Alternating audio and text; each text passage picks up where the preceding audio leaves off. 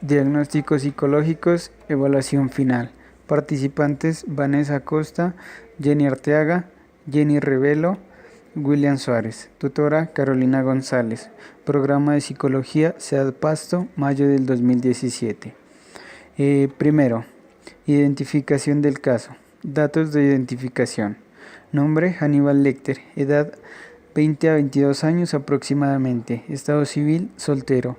Escolaridad: preparatoria. Ocupación: estudiante universitario. Lugar de residencia: París, Francia. Se observa un paciente que tiene problemas obsesivo-compulsivos, ansiedad y estrés postraumático. Hannibal es una persona antisocial. Desde muy joven perdió toda su familia de forma muy traumática y tiene comportamientos violentos, agresivos, impulsivos y caníbales. Segundo, definición del problema. El joven Hannibal Lecter presenta estrés postraumático a consecuencia del episodio en el cual perdió a su hermana y sus padres, hechos que marcaron su infancia y su vida de manera permanente. Asimismo, a raíz de los factores, ambientes y sucesos que acontecieron después del citado hecho, los cuales no fueron los propicios para lograr una resiliencia.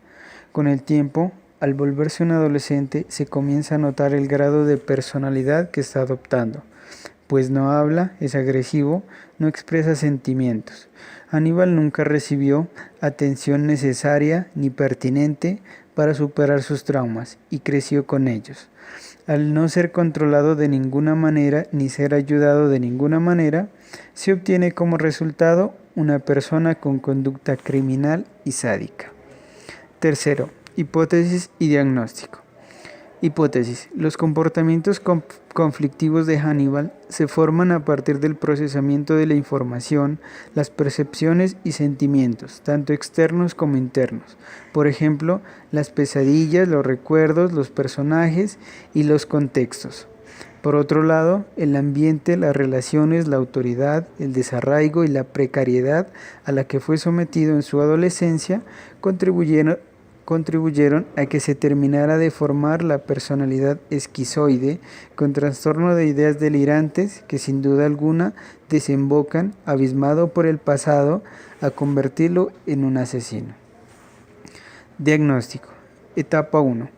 El joven Lecter presenta claramente los síntomas del estrés postraumático y un trastorno de adaptación a causa de los acontecimientos narrados anteriormente. Esto según la clasificación del CIE-10, clasificación de los trastornos mentales y del comportamiento. Asimismo, se puede evidenciar en el joven Lecter que presenta una personalidad introvertida, poco sociable, no manifiesta ninguna emoción, lo que nos deja de manifiesto un trastorno de personalidad esquizoide, esto según la Asociación Americana de Psiquiatría.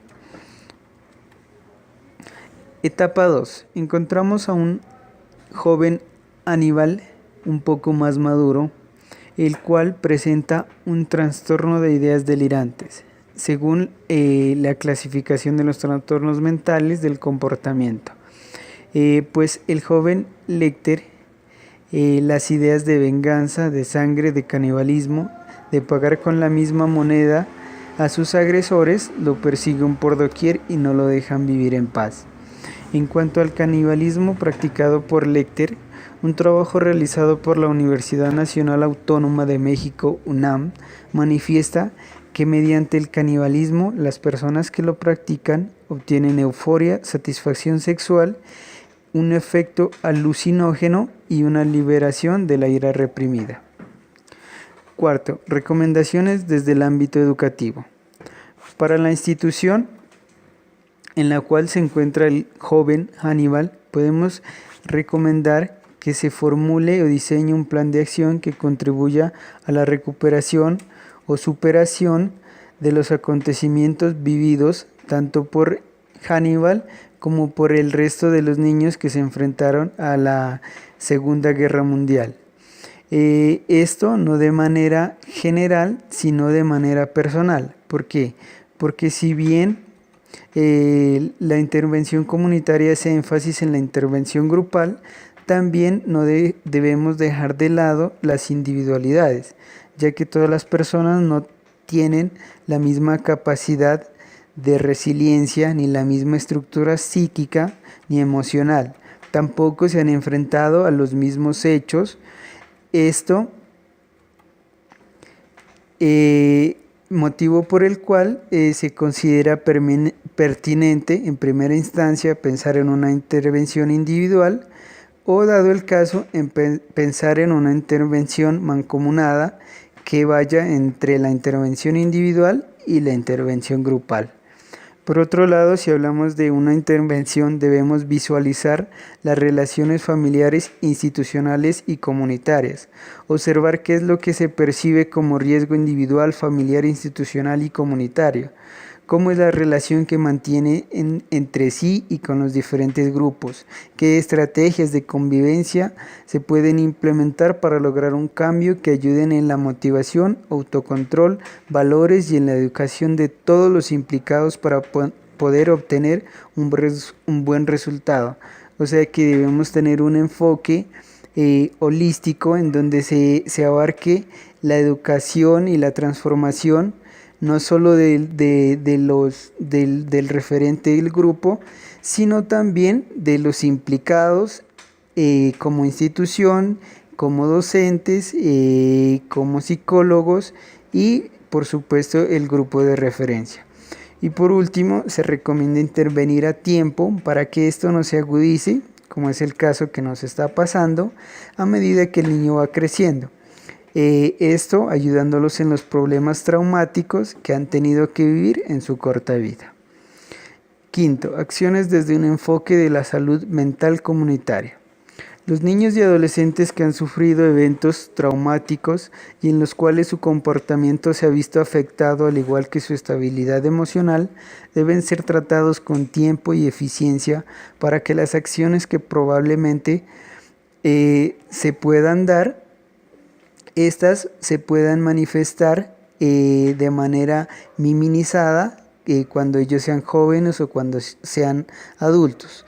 Llevándolos tanto a ellos como a sus cuidadores al cambio de estrategias que influyan en la educación de todos, reconociendo que muchas de las actitudes presentadas por parte de los diferentes ámbitos, entre estos el educativo, el familiar y el social, destruyen la integridad de los menores.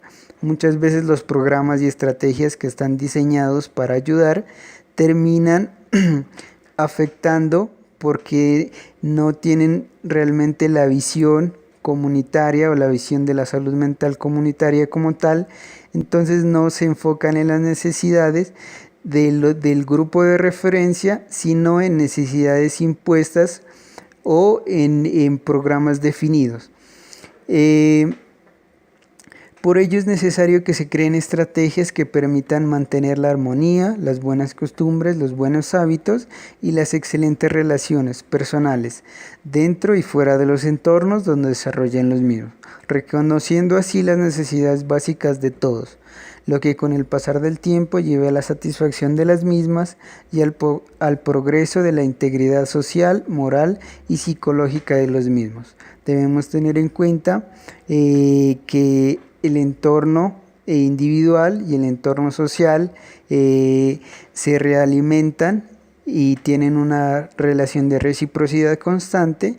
Entonces debemos enfocarnos tanto en la individualidad como en la grupal, tanto en las características individuales como en las características del entorno y en las relaciones, que son muy importantes, que el grupo o el individuo mantiene con el resto.